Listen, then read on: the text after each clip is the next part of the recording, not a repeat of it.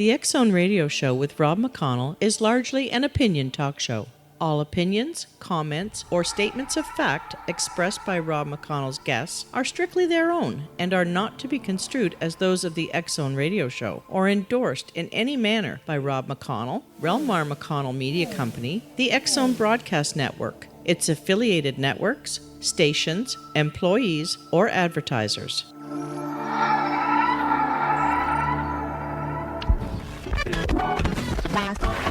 All Hit Radio.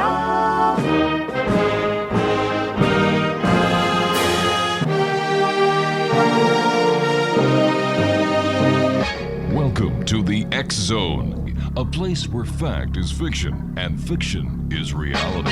Now, here's your host, Rob McConnell.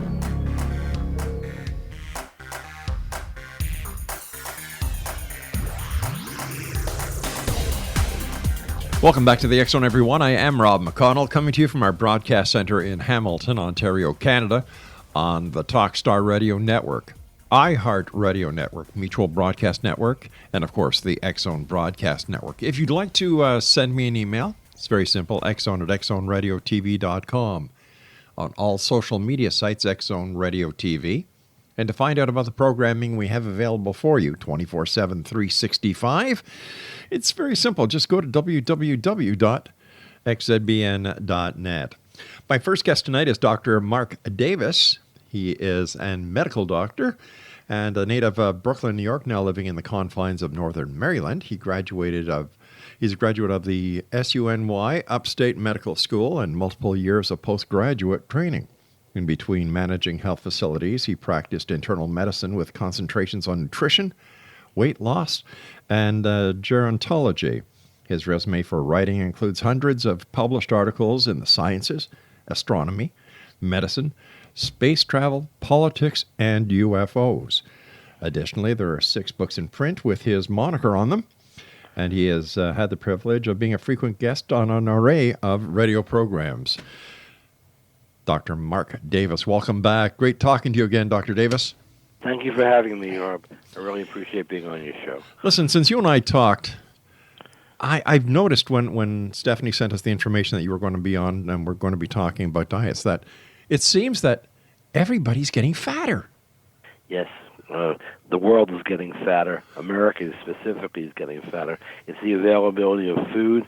People not watching what they eat. They just eat carte blanche, and they consume too many calories based on their body functions and bodily needs.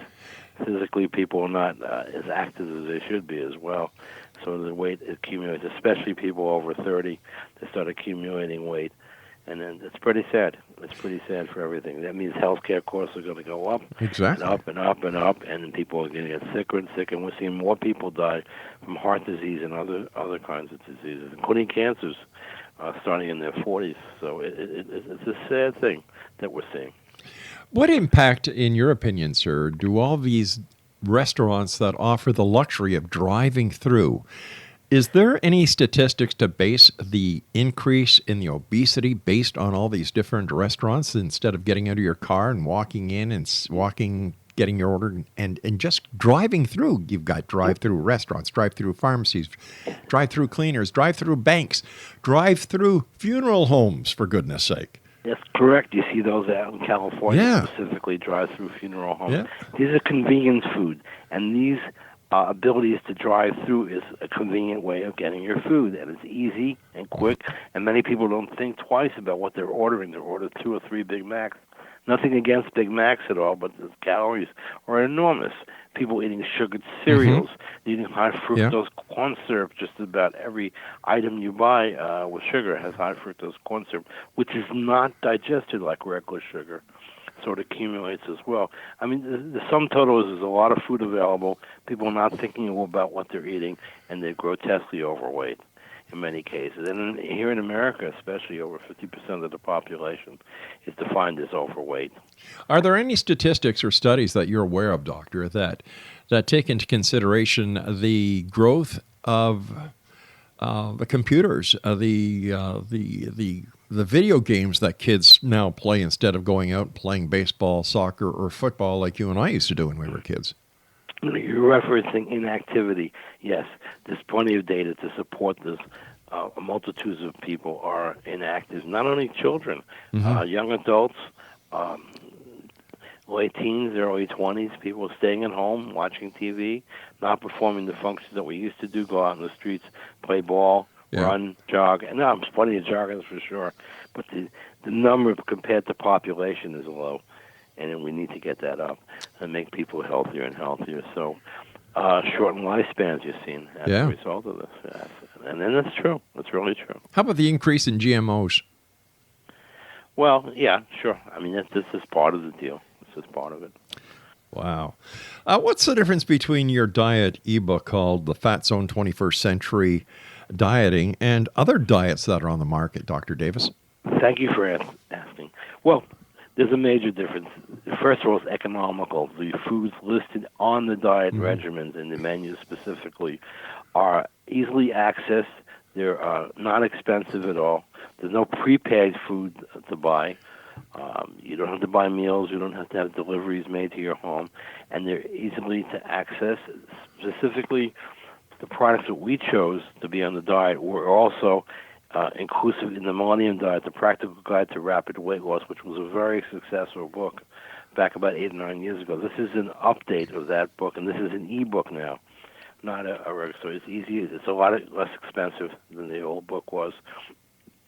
And we detail why people should eat certain specific food groups over other food groups. And we try to eliminate just about as much sugar as we could out of people's diet without making them starve for sugar, because people will starve for sugar. We added multigrain breads as an example, as opposed to white bread. We took cold cuts. People like cold cuts, bologna, salami, things that we went to turkey breast, lean ham, lean chicken breast, that kind of thing. We stayed away mostly from Chinese food, unless it's steamed vegetables, steamed rice. We also recommend brown rice, which has more vitamins than white rice. But if they have to have rice, no more than a half a cup dry weight. The cereals we chose were light on the sugar, no more than 120 calories for a half a bowl of cereal with skim or 1% milk. So what we did was we tethered down diet into specific 1,200 calories approximately. It's very hard to get to a specific calorie number. We're aiming at 1,200 calories per day. We're enhancing certain vitamins and minerals within the diet structure itself.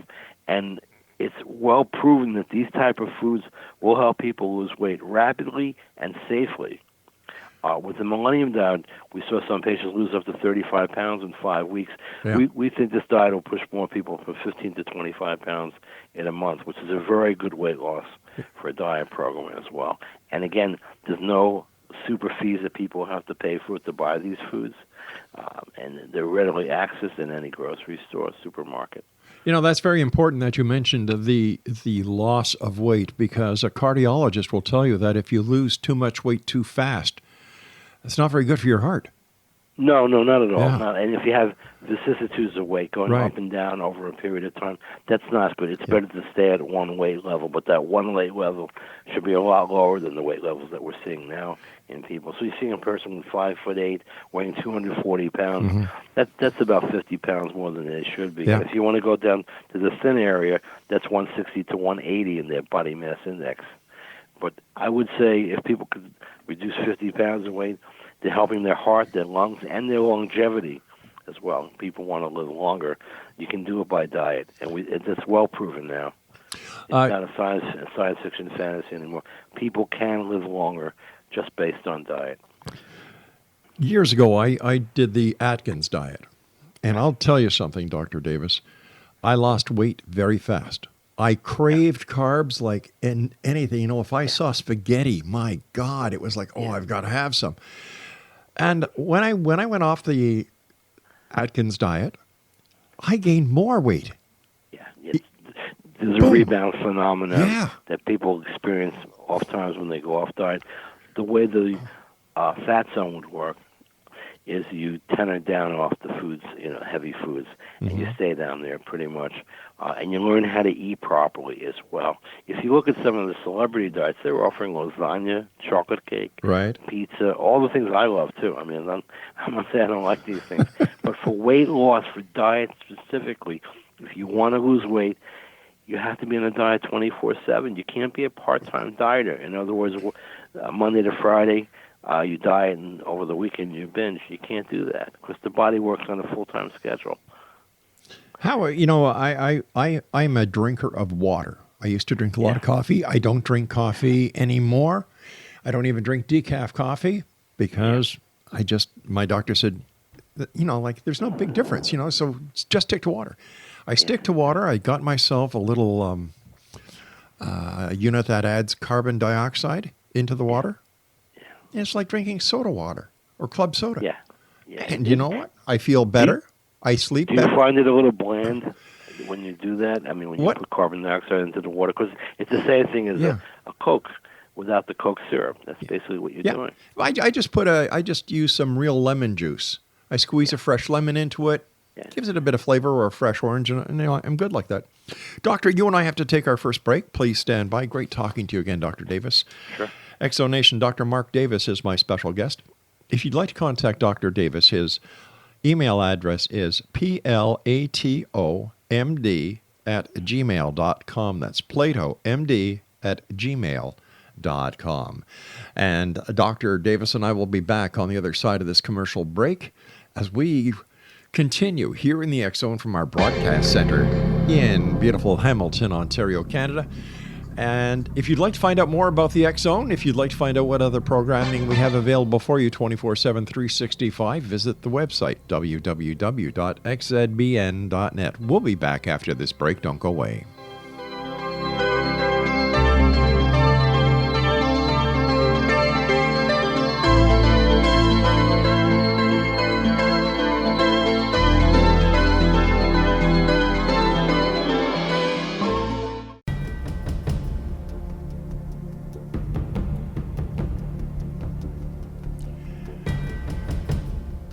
Exo Nation, our hearts, our prayers, and our thoughts go down to all the people who listen to the X Zone in Parkland, Florida, on our affiliates down there.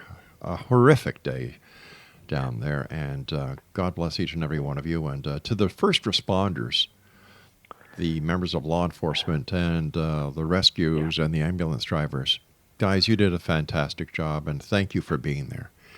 Dr. Mark Davis is our special guest, platomd@gmail.com. And can you give us an example about what people can look forward to when they go and download your ebook? Oh, what they could get is an 8,000-plus word ebook, very easy to read. You could probably read it in an hour or less. You could learn the menus, and probably within several hours of reviewing the menus and using them. Let's say you go to a supermarket, you'll have the information in your mind what to pick out, what to shop for as well.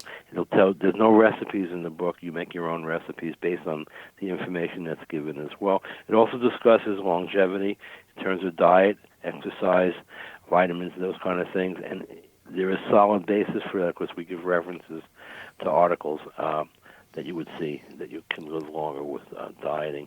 And that's basically what the diet is. It's not a hard read at all. It's an easy read, and people get through it in an hour and 20 minutes, maybe at the max. I would imagine that people are so used to living in a quick fix society that they think that everything, including diets, should, work overnight, bang, once the weight is off, it stays off. But there's a lot more to it than that. Yeah, the food system has changed since the 1940s. They started adding chemicals into the food system as well. And sometimes we see elevations of cancers, especially colon cancer, rectal cancer, and so forth. So as the 40s went forward, and it's not the farmers' fault. They were looking for ways to increase crop yields. So these fertilizers came in and other chemicals. Then they used certain types of insecticides that came in, like DDT, that kind of thing, in the 1950s and 60s, that would kill vermin at the crops. But then we saw eggs, for example, from birds that were very, very thin, the outer shells of eggs. So birds were dying and animals were dying with DDT. But what we see now in the food, what's embedded into the food, is there is a lot more chemicals and hormones in the food than there should be. With gamma ray radiation, for meats that we've been seeing to kill bacteria. There's a lot of osteophytes in meats as well, and there's certain levels of bacteria that are allowed here in the States to be in meat as well. And McDonald's is unfortunately one of those companies that allows a certain amount of material into their foods. Very little, though. They're an extremely good company, but you're allowed to have a certain amount of chemical in the food. Mm-hmm. And there's no big sign out in front of McDonald's saying that. And not only McDonald's, I mean, Sure. all the fast food restaurants. I'd just be very careful, especially if you're dieting. Well, But to be fair, with fast food, you don't have to pick hamburgers. You can pick salads. There's plenty of salads in these places, and there's tacos and all kinds of things that are a lighter fare in many of these restaurants. So to be fair to the fast food industry, it's the choice of the individual person, not necessarily the restaurant. years ago, Doctor, there used to be a lot of talk about aspartame, and it seems that the word aspartame isn't as popular out there as it is today, and yet, from what I've noticed going shopping with my wife, aspartame is still being used in a lot of foods. Yeah, aspartame is still being used, especially in sodas and drinks. We see still aspartame. Aspartame causes headaches, dizziness, because neurological problems as well. I would tell people to avoid it, especially people who are allergic to it. But on the other side, they used to use saccharin, and there was studies out of Canada showing that saccharin could cause cancers, especially in rodents, mice, rats, that kind of thing as well. That was backed off it as well. I'd stay away from most of these chemicals if I was to tell people, because the levels of cancer around the world are going up and up and up and up. Even if you can catch them early, you still get the cancer. So it may be less intense, but you need to be very careful what you eat. What would you suggest for people who go on to your diet and who develop the cravings for what they used to like going out for a couple of beer after work, or going to lunch and grabbing a big sloppy, juicy, fat-ridden burger with oversized French fries and and two aspartame pop? Let's look at the a double burger from any restaurant is 800 calories, or a bacon, egg, and cheese biscuit at 450 calories, or a single burger. It would be about 200 to 400 calories, depending on the company you're purchasing from. That's a lot of calories. What do I tell you? A beer, light beer is 100 calories for 12 ounces. The heavier beer is 150 to 200 calories as well. You keep adding calories, you're not going to lose any weight. That's right. I would tell them to stay off alcohol, especially if you're dieting. Please stay off alcohol. Now, some people burn it up faster than others, but usually those are the people in the younger ages, because their livers are working a little bit better than us old timers like myself. And myself. Well, we never tell that to the radio show hosts. Listen. Very careful. Well, you know what? I believe that honesty is the best policy. That's why I use my real name. That's why I say where I am, because I want my listeners to know that the guy on this side of the mic is the real. You're very popular down here, Bob. Really, eh? Yeah, Rob, you're very popular. That's great to hear. Thank you, sir. Yeah. Let's switch topics here, because I always love talking to you, because we can go all over the spectrum. Yeah. I remember talking to you about global warming. And has your opinion of global warming changed as to whether it's real or if it's fake? It's more harder than ever. Let's take what is the basis for global warming? According to the map that people draw up, they're showing us over 150 years, global temperatures have gone up 1.5 degrees. We really couldn't detect temperature variations like that until satellites came into vogue, the ones that could detect the temperature around the world in the late 1970s and forward. So the numbers that come up from the late 1800s all the way through into the 1970s, they may not be accurate as well. And if you consider that the Earth is warming and cooling and warming and cooling, these are variations in the seasons. I haven't seen anything to support any more data to say that the Earth is warmed to what people say it is. The other thing is carbon dioxide in the atmosphere has been staying pretty constant for the last 40 or 50 years at 0.04%. Carbon dioxide is one element in the atmosphere that would cause heat retention on the Earth. If you look at Venus, for example, that entire atmosphere is full of carbon dioxide and other chemicals in the atmosphere, which keeps the surface temperature well over 800 degrees. So we don't have anything like that. The Earth has this ability to radiate heat into space. So I don't see it. Now, is there climate change? Sure, we can prove climate change over the millennia. That's been happening for sure. But global warming, in the time mankind from the Industrial Revolution in Europe forward, not much. No. It's man's ego believing that he could change the environment that quickly, and I don't believe that's the case. We were talking earlier about food and longevity. And if we go outside the plan of the life expectancy of a person, and we increase the longevity of people, and we don't do anything to regulate the birth rate, aren't we just looking at a major problem? Sure. We have over 7 billion people on the Earth at the present time, which would hit 8 billion in the next 5 to 10 years. Yes, that could be a major problem. But when you're talking about extending lifespan, you also have to talk about extending the quality of life as well. And I think that would be the case. Also, we'll be moving out to space soon. The SpaceX could get their act together, and the other companies. So maybe we'll be inhabiting the moon. Yes, but that would be a major social issue, that the world population is expanding, as Pearl Ehrlich said in his book Population Bomb. And what are we going to do about social services, healthcare? Exactly. This is a major problem. And we don't have the money right now, especially down here in the States. We're in such debt, $21 trillion in debt. So it could just get worse. But nevertheless, we're headed in that direction. The biological longevity, excluding a health catastrophe, is 120 years for humans at this point in time. I think 1 or 2 have gotten close to that. Other people say there's somebody out there that's 146. Unconfirmed. But we've seen people be 114, 100. These are super centenarians that are out there. I would say we're going to go exceed that, maybe 150, even 200 years My goodness. down the road. Why? Because we're understanding the genome a lot better.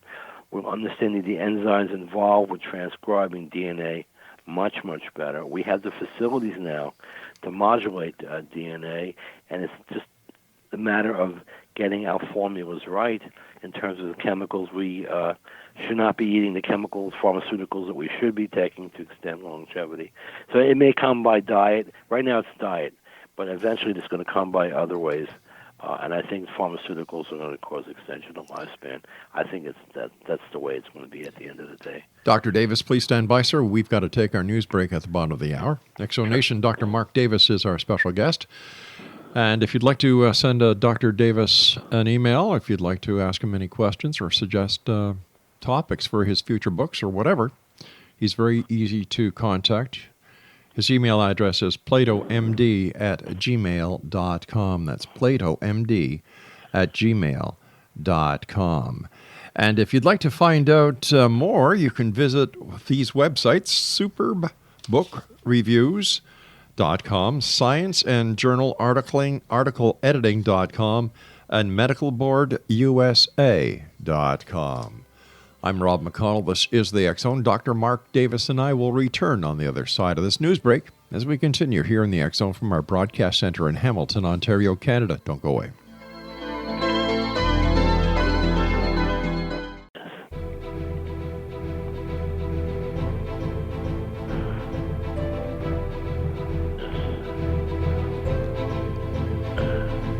Welcome back, everyone. Dr. Mark Davis is our special guest. He is a medical doctor. His email address is platomd@gmail.com. And we were talking about the doctor's new diet ebook, The Fat Zone 21st Century Dieting. And where is your book available, Dr. Davis? Smashwords, Amazon, anywhere ebooks are sold. It's sold all over the planet. Excellent. Excellent. Get it anywhere. We were talking about the diet. We were talking about the right foods. We were talking about sugar. We were talking about how lazy people are, the obese crisis. We were also talking about longevity, and that brought up two questions that I'd like to ask you about. Number one, superbugs. Why are bugs getting smarter? Is it because we are finding ways to combat them? Yes, bugs are getting a lot smarter. Animals are getting smarter as well because as food reserves decrease, they have to learn where to go. Not only getting smarter, they're getting more toxic at times to get those food supplies. Yes, we see that. You look at the mosquito problem. They put in neutered mosquitoes in Florida and other places to kill other mosquitoes. So we have to learn to be smarter than the animals and the insect world if we're going to survive on this planet. And there's a lot more of them than there is of us. I think we should start paying more attention to Mother Nature and how she had created a balance that works. And we should stop interrupting her and get back to working with her. For example, bats eat multiple mosquitoes every night. And there's so many things that we can do as a global community that, honest to gosh, Doctor, it just baffles me why people don't want to do more. Well, we should be doing more. We should stop burning forests in South America. That's just one little part of it. We should stop building buildings over so much land area that have grass. I mean, we need to see the world more. We need more trees. We need more grass. We need more green. Green is what provides the atmosphere. Yeah. That's the filter. Not only provides oxygen, but it filters the oxygen and other chemicals in the air as well. So I know the seed plays a part in that, but basically it's the growth on the land itself that causes the major amount of oxygen to be put into this atmosphere. If we take away those things, if we take away the trees, it's just a time period which we won't have any oxygen. Of course, a lot of it will go out into space then. That's right, and one of the biggest areas that produces the fresh oxygen that we required require as a species to continue is the Amazon rainforest, and that is getting industrialized. It's getting knocked down and burned, and there are so many organizations that are trying their very best to stop the growth of the depletion of the Amazon, and I wish them all the best of luck. Yeah, Brazil's been hit hard. Very countries hard. Surrounding Brazil, they have to stop that. Yeah. Because they're a major factor in causing the air to be more. See, we have pollution, no doubt. Cities have pollution. We see China, we see Beijing, Japan, and so forth. And if we don't have the filters that are available that come, because the air circulates around the world, the air currents, we're going to have a real problem down the road. I'm not talking about in the immediate future, but in the extended future, we will have a major problem. I was watching the Olympics from South Korea this morning while I was having my breakfast, by the way, Doctor, which is one poached egg and a glass of orange juice. That's my morning. Wow. And as the camera panned the spectators, the majority of people were wearing surgical masks. Yeah. Well, people are. It's cold there. It's extremely cold. Part of that is if you're taking cold air, especially if you have any lung conditions, it'll burn. It specifically will burn your lungs. So it is very cold there. That may be one reason. The other is there could be quality of air issues as well, because we know there is in China. Yeah. So that could be the secondary problem with it. But I know as an asthmatic myself, if the air is too cold and I'm not wearing a face part on my hood, it hurts. So it's both. You saw Shaun White the other day, got a 97.75 on his second one to get the gold. His face was covered as well. So you see a lot of people not only wearing masks, but you'll see the actual ski part of the clothes they wear cover their face. My final question to you as a medical practitioner, a highly respected one at that, is what can be done about the opioid problem in the United States? Well, a lot of things can be done. First, we could take control of those pharmaceutical companies who have been dumping drugs into pharmaceutical companies. We have here. Let's look at Maryland, where I'm sitting right now. We have opioid pain clinics everywhere. They just introduced marijuana clinics everywhere. So we now we have a double-edged sword. Not only an opioid problem, we're going to have a marijuana problem soon. Nevertheless, we need to see how many opioids doctors are prescribing. We have had an influx of physicians into this state specifically. I know Florida has a problem as well, who are prescribing tremendous amounts of opioids. I don't want to denigrate any specific physician group, but we know that's doing that. So there's more controls coming down the pike to see how physicians' practices are, the traditional ways of practicing, and trying to curb some of that material. Here in Maryland specifically, we have an enormous amount of opioid problem, not only dying from it, but we overdose. I mean, some day, weeks, we could have 200 or 300 ODs here. My gosh. You know, I mean, it's gotten that bad. And around the country, I think in America, the last statistic I saw was 60,000 people died last year from opioid abuse. My good God.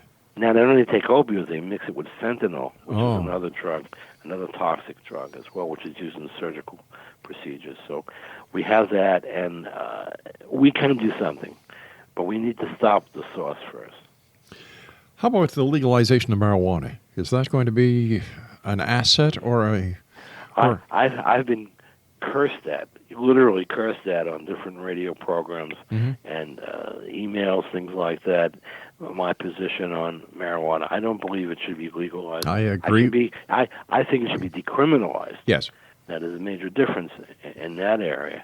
I don't think people should go to jail for having marijuana. I think small amounts used in their homes is none of my business, but it's going to extend. Now they went from criminal marijuana to medical marijuana with the strike of a pen on a piece of legislation here in this state. And who is going to be running the medical marijuana dispensaries? None other than the wealthy people and the well-connected people. One of the persons that got a license here actually runs one of the local casinos. Oh.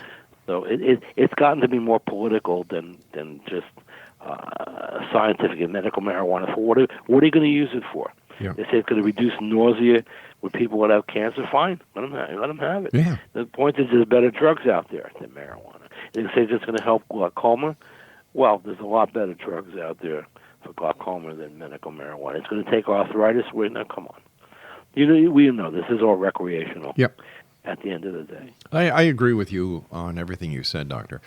I have a problem though. As a former police officer, I don't know how many people I arrested and put into the system as criminals because of the possession of marijuana that they had on them. I'm not talking about traffickers. I'm talking about people who were, had a couple of joints. Yeah. Now, what happens to them? Look at my book, Demons of Democracy, published on or about 2011, when I state there was $11 billion in fines or penalties against people. Many went to jail for marijuana, which is now medical marijuana.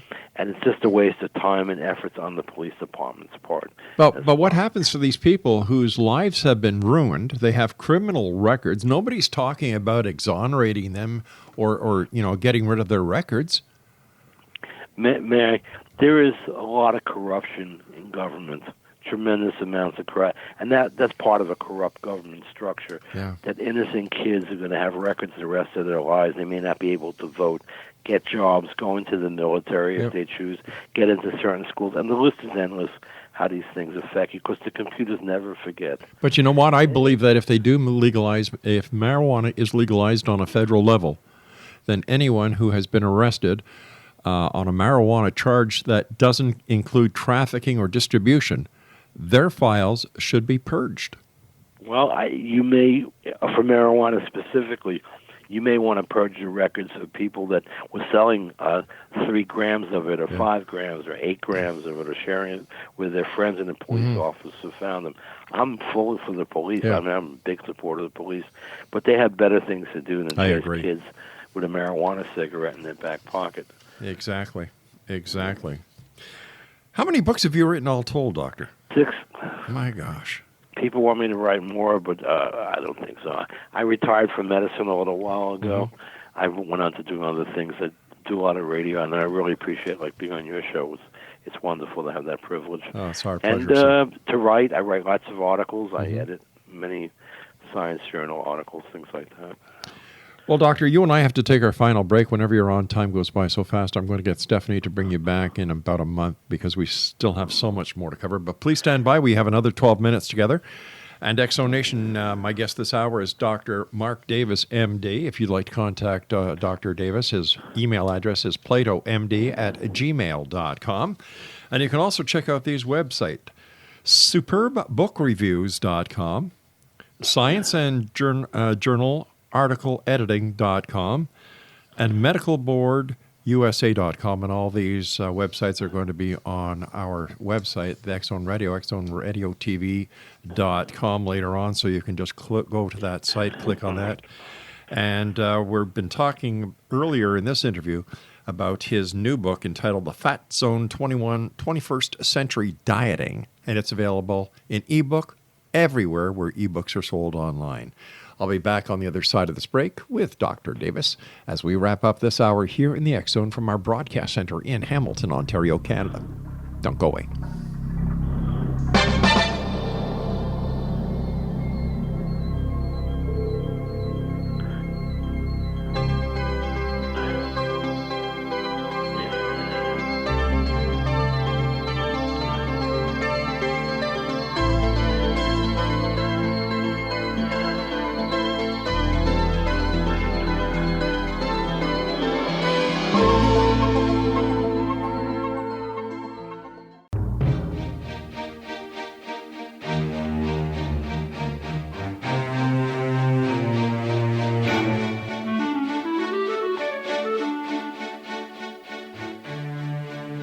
Exonation, Dr. Mark Davis, MD, is my special guest this hour. platomd@gmail.com is his email address. And we've been talking about, amongst other things, the doctor's new diet ebook that's available on all ebook vendors on the internet. It's entitled The Fat Zone 21st Century Dieting. And a couple of other websites for you to visit, superbbookreviews.com, scientific and journal article editing.com, and medicalboardusa.com. First of all, Dr. Davis, thank you so much for joining us, sir. Always a great pleasure talking to you. But now I'd like to ask you your political views on certain items, on certain topics. Yeah, please. Oh, you know, you're the first person, whoever I have, just gotten ready to ask them their political views. You're the first person who said please, so... Please, go ahead. I've been challenged so much by politicians. Oh, my gosh. They hate me, and it's good. Lawyers especially hate me. All right, let's... For good reason, too. I wrote a book, Demons in Democracy. It's about lawyers. They hate me. I got those rude, bad reviews.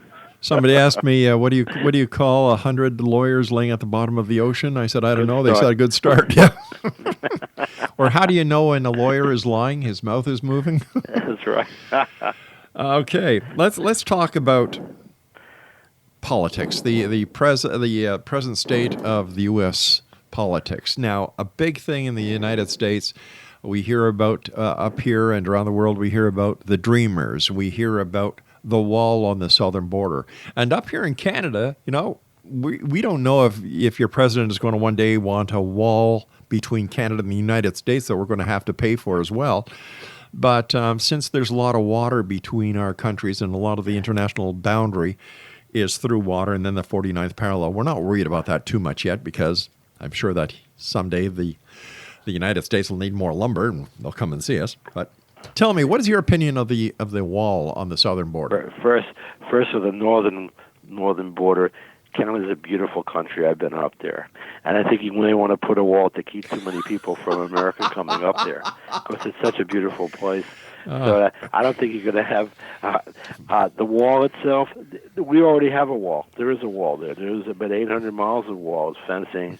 It's not complete. It's not high. It's easy to access from the southern side, from the Mexican side. Mm-hmm. Maybe we should enhance it a little. As you may know, they put up a wall in Israel between the Palestinian sectors and the Jew, and it has worked very, very well. And there's a wall, and President Obama has a wall around his house in Washington, D.C., big wall. So the walls do serve a purpose to an extent. They'll keep people out. Yeah. Dreamers, they're already here. I'm not for legal immigration at all. I'm against illegal immigration. But these people are already here. I can't see picking up 2 million people, dropping them in some dusty place in Mexico. I think there should be a pathway for these people. I think we should have immigration reform to block any more people coming in illicitly across the border. And the border is a big border. We have very, very good people down there trying to guard the border, but they need help. Sure. And the fence would be a big help, not only electronically, but just a physical wall. Like my wife said, fences make good neighbors. Right. Yep. Very good neighbors. That's right. And I have a fence around my house, but it's more like a corral kind of fence. You know, but people respect that. I mean, there's something there, a defining point, a definition from where to go from to.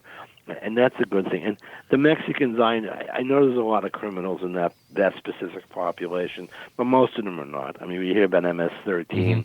My daughter lives out in Long Island, New York, and it was horrible murders by these people. Nevertheless, those people should be rounded up and shipped out, imprisoned, whatever needs to be done to cleanse that area. But most of them are not. If you go to Las Vegas is run by Spanish people, by Mexican people for sure.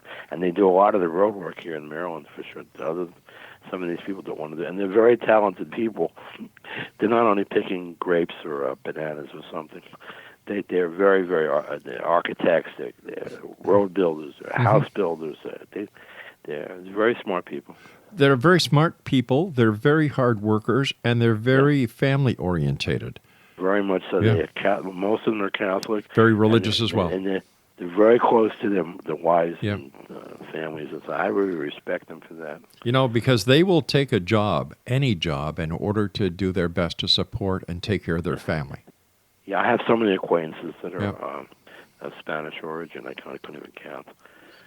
All right, let's go across the big pond. Let's cross the Pacific.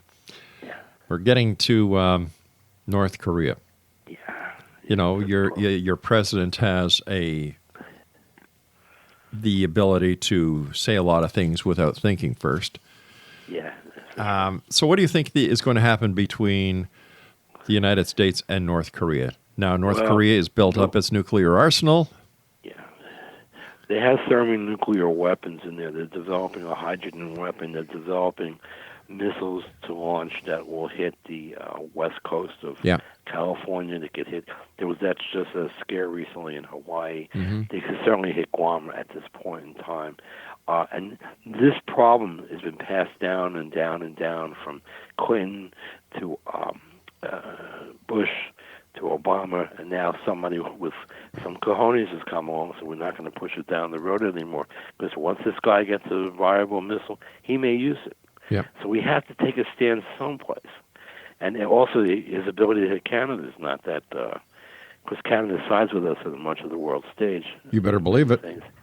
So our Canadian brothers, our English brothers and stuff, must be aware that someone has to do something, and Trump is taking a very, very hard stance against the North Korean dictator, he has to. Kim Jong-un, as we should have done with his father before him. Yeah. But listen, don't get me wrong, I like President Trump. I like the way that he doesn't take any guff, and I think the only reason he gets so much flack from certain people in Washington as well as the corrupt media is that he came in on a platform that wasn't based on having politicians put money in his pockets. Yeah. Well, he didn't have to have that. Exactly. And luckily for us, he's in there right now. Because if we would have had another weak president in there, we may have had World War III a long time ago. Yeah. For sure. And he's going to take a hard stance. Our fleet is surrounding the Korean Peninsula at this point in time, as you know. Yep. We put in anti-missile systems in South Korea. North Korea I think it's about 45,000 square miles, but about almost 4 times the size of Maryland. It's not a big place at all. Nevertheless, we can take them on. This is not like the Korean War from 1950 to 53. This would be a totally technical war against them. Very few boots on the ground. Anyway, I know that the Canadians will be beside our American brothers no matter what happens because, you're family, and family takes care of family.